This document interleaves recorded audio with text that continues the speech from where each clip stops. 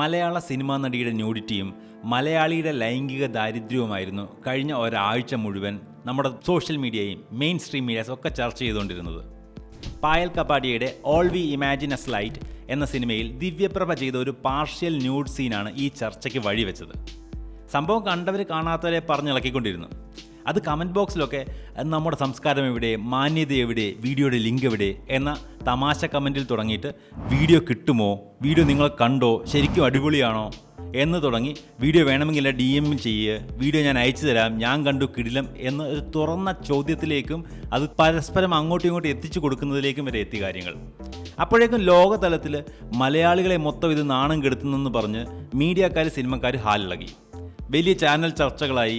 Social media പ്രവർത്തകർ എല്ലാവരും അവരവരുടെ കണ്ടന്റുമായിട്ട് ഇറങ്ങി. ഈ സിനിമ ആദ്യം ശരിക്കും ചർച്ചയാകുന്നത് 30 വർഷങ്ങൾക്ക് ശേഷം ഒരു Indian cinema cans film festival competition വിഭാഗത്തിലേക്ക് എത്തുന്നിടത്താണ്. ആളുടെ പേര് പായൽ കപാഡിയ, അതാണ് ഡയറക്ടർ. ഈ സിനിമ ഒരു ഇൻ്റർനാഷണൽ പ്രൊഡക്ഷൻ ഉള്ളതുകൊണ്ടും മറ്റ് രാജ്യങ്ങളിലെ കമ്പനികളുടെ കൂടെ നിർമ്മാണ സഹായത്തോടു കൂടെ വന്നതുകൊണ്ടും ഇത് പൂർണ്ണമായും ഇന്ത്യൻ സിനിമ ആണോ എന്ന് പറയാൻ പറ്റുമെന്ന് എനിക്ക് ഉറപ്പില്ല. പക്ഷേ പായൽ കപാഡിയ ഇന്ത്യക്കാരിയാണ്, ഇന്ത്യൻ പ്രൊഡക്റ്റാണ്. അതുകൊണ്ട് തന്നെ നമ്മളിത് ശരിക്കും ആഘോഷിച്ചു, പ്രത്യേകിച്ച് മലയാളികൾ. കാരണം 1994 ഷാജി എൻ കരുണിൻ്റെ സ്വം എന്ന സിനിമയ്ക്ക് എൻട്രി കിട്ടിയതാണ് നമുക്കിതിന് മുൻപ് പറയാനുള്ളത്. ഇത്തവണയാണെങ്കിൽ എൻട്രി മാത്രമല്ല, ഗ്രാൻഡ് പ്രിക്സ് വിൻ ചെയ്യുകയും ചെയ്തു. അതും ഇന്ത്യക്കാരിയായ ഒരു ഡയറക്ടറും ഒരു കൂട്ടം മലയാളികളുമുണ്ട്. സ്വാഭാവികമായും മലയാളികൾ അതിൽ ഓവറായിട്ട് ആഘോഷിച്ചു.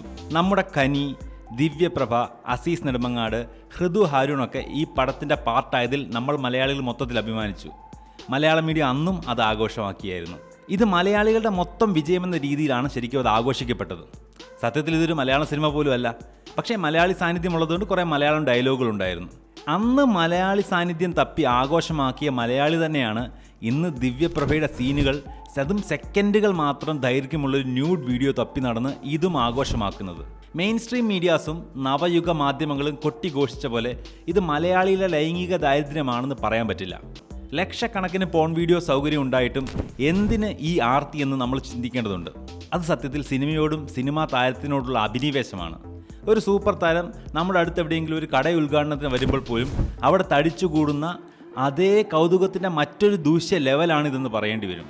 എത്ര കണ്ടിട്ടുണ്ടെങ്കിലും എനിക്ക് പരിചയമുള്ളൊരു സിനിമാ താരത്തിൻ്റെ നഗ്നത കാണാനുള്ള ക്യൂരിയോസിറ്റി, ചർച്ചയാകപ്പെടേണ്ട പല കാര്യങ്ങളുമുള്ള അല്ലെങ്കിൽ മറ്റൊരു തരത്തിൽ ചർച്ച ചെയ്യപ്പെടേണ്ട സിനിമ ഈ നിലവാരത്തിൽ ചർച്ച ചെയ്യപ്പെടുന്നത് ആ സിനിമയുടെ മുന്നിലും പിന്നിലും പ്രവർത്തിച്ചവർക്കും, സിനിമാ പ്രവർത്തകർക്ക്, ഡയറക്ടർക്ക്, ആക്ടേഴ്സിനൊക്കെ എല്ലാവർക്കും വിഷമമുണ്ടാക്കുമെന്നുള്ളത് സ്വാഭാവികമാണ്.